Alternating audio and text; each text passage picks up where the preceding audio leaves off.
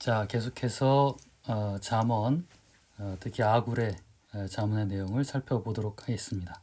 이 아굴의 잠언은 워낙 독특해서 한번 좀 주의 깊게 볼 필요가 있고 또한 주의를 기울일 필요도 있습니다. 자, 아까 보았던 내용을 한번 다시 점검을 해보자면은 우리 여기 있는 21절부터 23절까지의 내용을 한번 보세요. 아까도 말씀드렸듯이 이건 굉장히 조심해서 해석을 해야 됩니다. 저번에도 말씀드렸어요. 우리 성문서라는 우리 유대교 성경이 성문서가 어떤 특징을 갖고 있는지 우리 지혜문헌이 여기 성문서에 속해 있죠. 이 성문서는 신앙하는 인간의 솔직한 반응을 이제 쓴 것이다. 굉장히 인간적이에요. 이 구절을 여러분들 현대 어떻게 해석을 하시겠어요? 그 인기 없는 여자는 시집 가면은 꼴불견이다. 뭐 이렇게 얘기하겠어요? 그리고 종이 임금이 되는 거 그거 있을 만한 일이 아니다. 바보가 배가 부른 거 이것도 안 된다. 이렇게 해석해서는 안 되겠죠. 이거는 그때도 종종 말씀드렸듯이 구약에 있는 많은 부분들은 예수 그리스도의 사랑과 희생의 정신으로서 재해석을 해야만 되는 겁니다. 자, 특히나 이 성문서 부분은 그렇다 그랬죠. 우리 인간 솔직한 반응을 그린 거다 보니까 잠언이나 특히 이런 데서는 우리가 반드시 예수 그리스도의 조명으로 해석해야 될 그런 내용들이 이제 많이 있습니다. 자, 그래서 이것은 그렇게 여러분들 해석을 해야 되고요. 자, 아까도 말씀드렸듯이 작지만은 무시해서는 안 되는 것. 자, 24절부터 한번 볼까요? 보면은 자, 24절. 이 땅에서는 작으면서도 지혜로운 것이 있다. 자, 25절을 보면 개미를 이야기하죠. 개미는 아마 여러분들이 지나가다가 밟아도 별 감흥이 없을 거예요. 그렇죠? 그런데 운전하고 가다가 개나 고양이를 치면 어떻게 될까요? 굉장히 끔찍하고 마음에 큰 고통이 있을 수도 있을 겁니다. 같은 생명체인데 개나 개미나 근데 개미는 그냥 무의식적으로 지나가면 손가락을 꾹 눌러 죽이죠.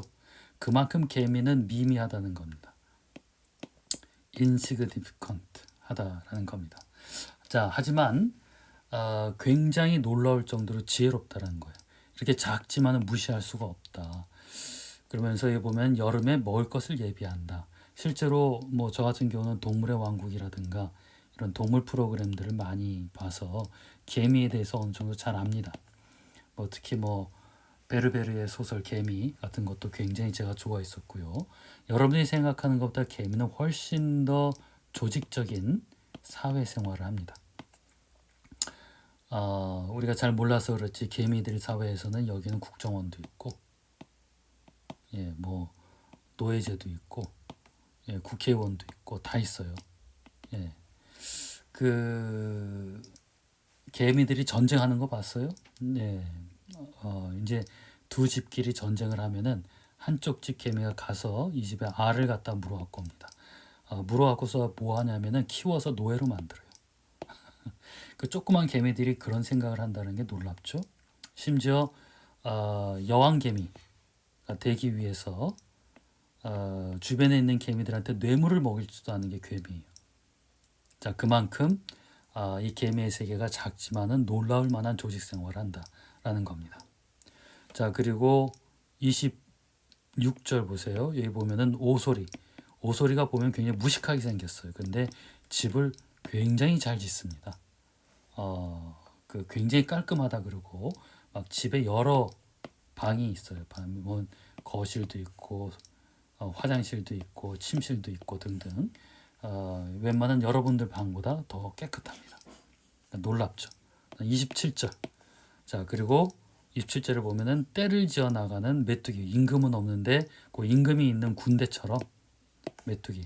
이 메뚜기는 여러분들이 아는 그 한두 마리 메뚜기가 아니라 하늘을 뒤덮는 메뚜기 떼를 의미해요. 중동 지역에 있는 한번 스치고 지나가면 파란색은 아무것도 안 남는다고 합니다. 무서운 것 같지만은 무섭다라는 거죠. 28절. 사람의 손에 잡힐 것 같은데도 왕궁을 드나드는 도마뱀. 자, 왕궁을 보세요. 왕궁은 아무도 못 들어가게 얼마나 무섭게 군인들이 서 있을까요? 자, 이렇게 엄중한데 여기를 쏙 들어가는 게 도마뱀입니다. 자, 그래서 굉장히 작지만은 무시하지 말아야 된다라는 것이 여기 보면 나와 있습니다. 자, 근데 이 내용은 그 다음의 내용과도 또 연관을 지을 수가 있어요. 작지만 무시해서는 안 된다라고 이야기했죠. 자, 그 다음에 29절에 보면은 크고 늠름한 게 나와요. 29절. 는막에 걸어 다니는 것이 셋, 위풍당당하게 걸어 다니는 것이 넷이 있으니 곧 짐승 가운데서 가장 강하여 아무 짐승 앞에서도 물러서지 않는 사자와 31절 사냥개, 순념소, 그리고 임금이다라는 겁니다. 자, 그래서 이것이 어쩌다라는 거죠. 32절 거기 보면은 어리석어서 우쭐댔거나 악한 일을 도모하였거든 입을 막고 반성하라. 우유를 저으면 굳은 우유가 되고 코를 비틀면 피가 나오듯이 화를 돋우면 분쟁이 일어난다. 자, 이렇게 늠름하고 힘이 있는 사람들 이것을 이야기하고 있죠. 그러면서 그 다음에 한 이야기가 너희가 힘이 있다 그래서 그 힘을 가지고 너무 그냥 힘을 갖다 함부로 쓰지 말아라. 함부로 힘 자랑하지 말아라.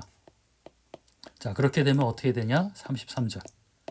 우유를 젖으면 굳은 우유가 되고, 이 굳은 우유라는 게 치즈를 의미합니다. 우유를 젖으면 치즈 아니면 버터가 되고, 코를 비틀면 피가 나오듯이 이런 사람들이 힘 자랑하게 되면은 뭐가 일어난다고요? 분쟁이 일어난다. 그래서 이제 아굴의 잠언은 이 덩어리가 항상 앞에 거와 뒤에 거가 이렇게 연결돼서 이해할 수 있는 어떤 그런 문학적 구조를 가지고 있습니다. 자, 그래서 여기 보면은 우리 요 내용을 보았죠.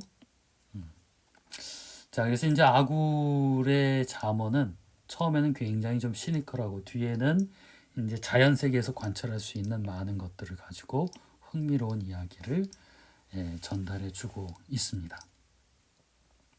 자, 그리고 맨 마지막에 잠언에 보면은 또 르무엘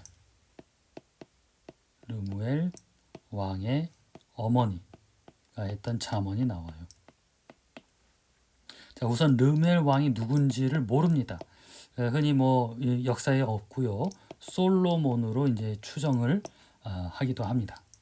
자, 그리고 이 구절이 유명한 것은 바로 현숙한 여인이라는 것 때문에 그러죠. 여기 보면은 현숙한 여인이 등장을 합니다. 31절이죠. 자, 그런데 이제 여기에서 이제 어머니의 목소리가 나와요. 그래서 왕이 된 아들한테 두 가지를 경고하죠. 과도한 쾌락 추구를 갖다가 이제 경고를 합니다. 왕이니까 얼마나 자기가 하고 싶은 대로 하겠어요. 이것을 이야기하는데, 자, 그런데 그러면서 너는 이런 여인을 만나라 하고 어머니가 제시를 해주는 것이 있습니다. 근데 여기 보면 어때요? 11절부터 나오죠. 남편은 진심으로 아내를 가난을 모르고 살고, 12절에 보면은 선행으로 남편을 돕고 해를 입히는 일이 없고, 13절에 보면은 양털과 사물 구에다가 부지런히 일하고. 자, 가만히 살펴보자면은 이 여인은 남편 수발도 잘 들고 있다 보면 재테크도 잘해서 돈도 불리고 하는 등등 뭐 이런 이야기가 담겨져 있습니다.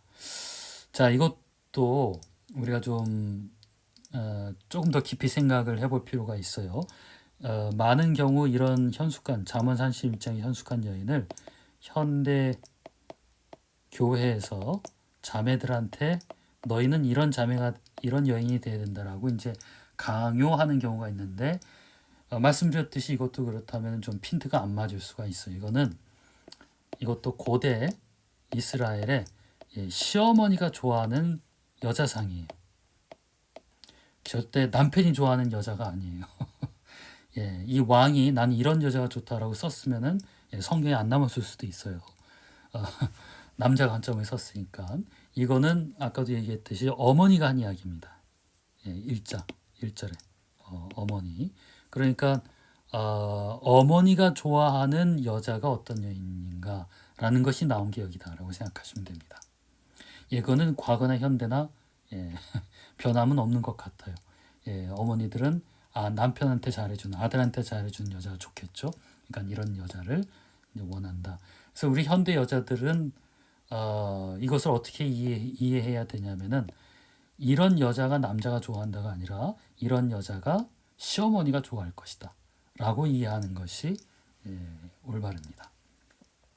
그래서 이거를 현대 사회에 물론 이런 여인이 있으면은 왜냐하면 아직도 사회는 우리가 가정이라는 것이 뭐 없어지지 않잖아요, 그렇죠? 그리고 이 가정 속에서 아직까지도 이 사회는 뭐랄까 남성 중심의 사회이기도 하니까 물론 이런 구도가 반드시 깨어져야만 되겠죠.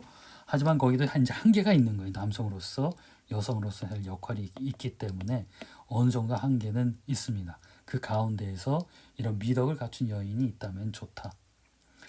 자, 그렇다면은 현숙한 여자가 있다면은 현숙한 남편상은 무엇인가라는 것도 있었으면 참 좋았을 뻔했는데 뭐 그런 것은 잠언에 나와 있지는 않습니다.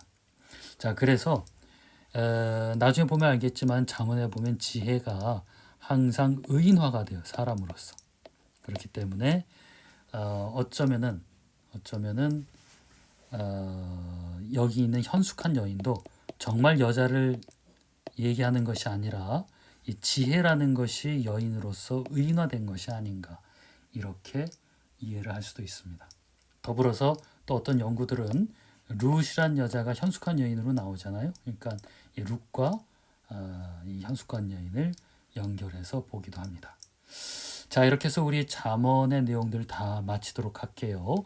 다음 시간에는 잠언의 내용을 요약한 그런 어떤 영상을 하나 보도록 하겠습니다.